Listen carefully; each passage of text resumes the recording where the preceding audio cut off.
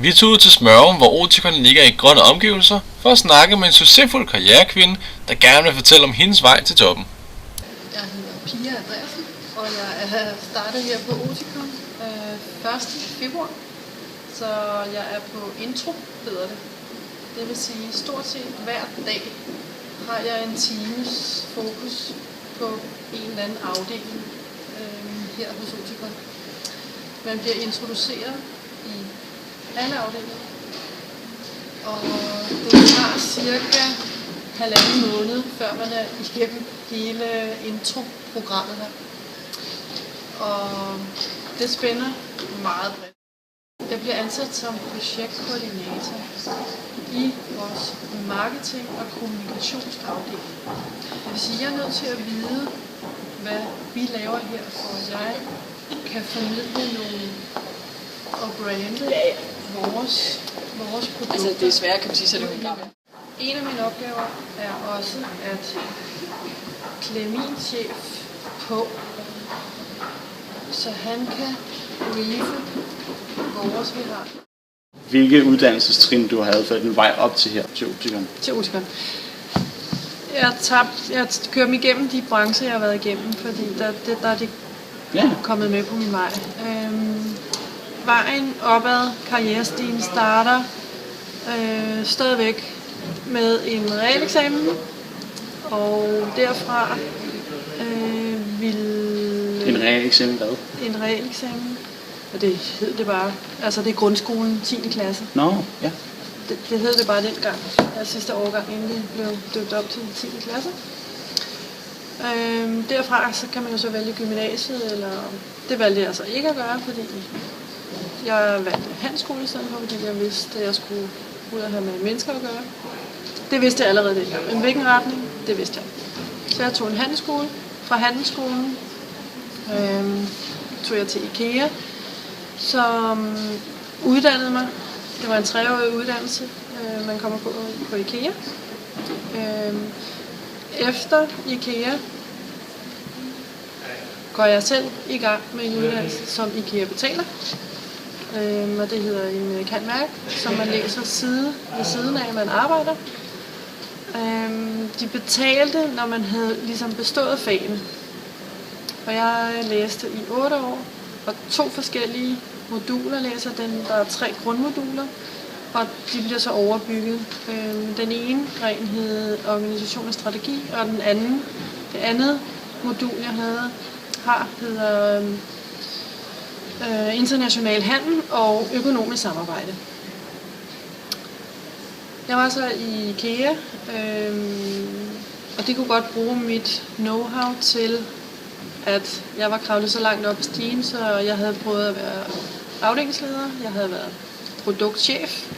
Produktchef gør man produktudvikler og er med på hovedkontoret, de bruger ens know-how, men samtidig klæder de jo også en på med kurser løbende. Hvad skal en produktchef kunne? Man skal kunne tænke kreativt, man skal kunne stille de rigtige spørgsmål, man skal kunne sammensætte farver.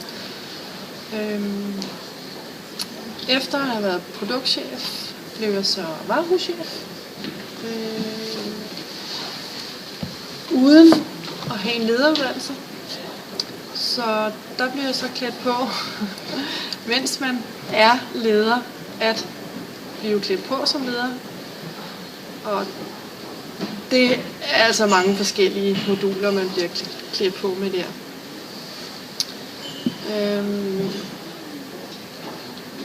Lederuddannelsen gør jo, at man er i stand til at lede og fordele arbejde, ansætte, afskedige, finde ud af, hvilke de rigtige ressourcer i forhold til den omsætning. Det vil sige, der kom min skolegang mig til gode, at jeg havde noget, der hed økonomi og organisation. Fordi det er det, man er nødt til at tilpasse en virksomhed, alt efter hvad man har at omsætte. Gik du så direkte fra IKEA til Oticon? Det gør jeg ikke. Imellem IKEA tog jeg et step, fordi nu kommer der et meget vigtigt pointe her, fordi man arbejder rigtig meget, når man er på sin karrieretop. Så jeg havde en idé om, at jeg også skulle huske at finde en kæreste, fordi jeg kunne egentlig godt tænke mig også at få et barn. Så der gik jeg lidt ned i kadence, det vil sige, at jeg satte min karriere lidt på hold og gik over i medikosektoren. Der kunne man nøjes med at arbejde de her 37 timer. Og så satte jeg faktisk også, at jeg heller ikke ville læse mere i en periode. Så jeg vil sige, at de næste 10 år gik med at arbejde almindeligt, 37 timer. Men så blev jeg nødt til alligevel klemme mig selv lidt på, så jeg begyndte at læse fransk. Hvilket jeg egentlig aldrig har brugt, men det gjorde jeg. Så jeg tog faktisk 10 år, hvor jeg blev på samme rangstige. Og ikke videreudvikle mig andet end inden for virksomheden.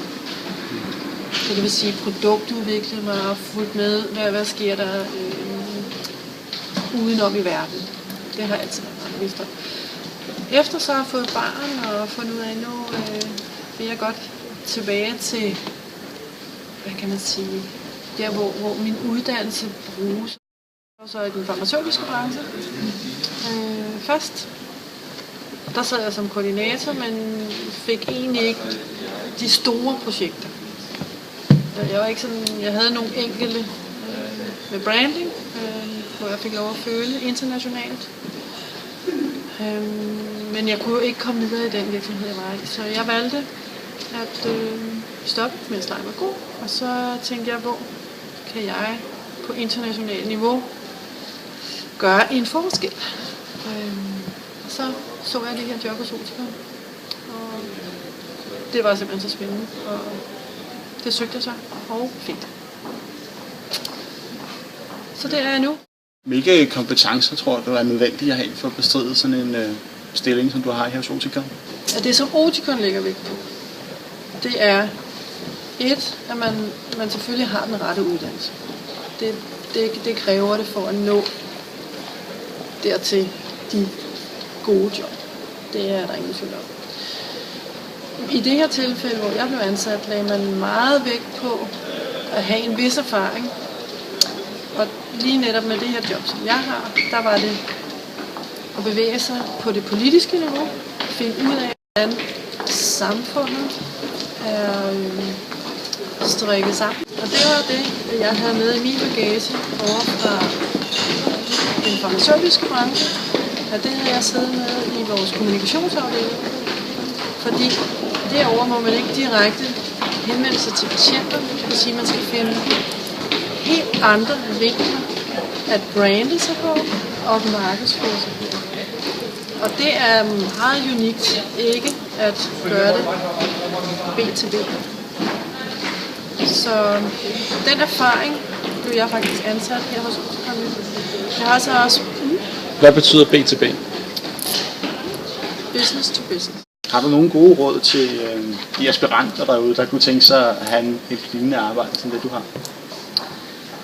Ja, altså jeg vil i hvert fald først og fremmest sige, så skulle man skal have en uddannelse, og man skal vælge. Det er ikke sikkert, at man vælger den rigtige fra starten af. Jeg tror, grundlæggende ved man ikke, hvor man ender om 20 år. Det kan man ikke gøre, men man har en idé om det. Og så vælge de grundfag, som ligger en på hjertet, og det man brænder for. Men jeg er ret sikker på, at det kan godt være svært at vælge. Men hvis man nu skal have noget med mennesker at gøre, så er det i hvert fald den vej, man skal gå. Er det noget med IT, så er det den vej. Er det noget med kommunikation, noget af det politiske liv, så er det en anden uddannelse. Og der mener jeg helt klart, at man selv skal mærke efter. Jeg kan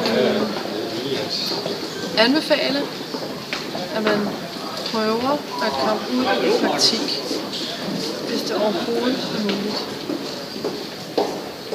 Så man får mærket efter,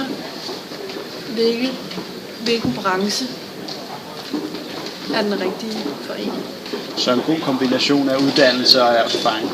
Yes. Man kan lige hvad man vil.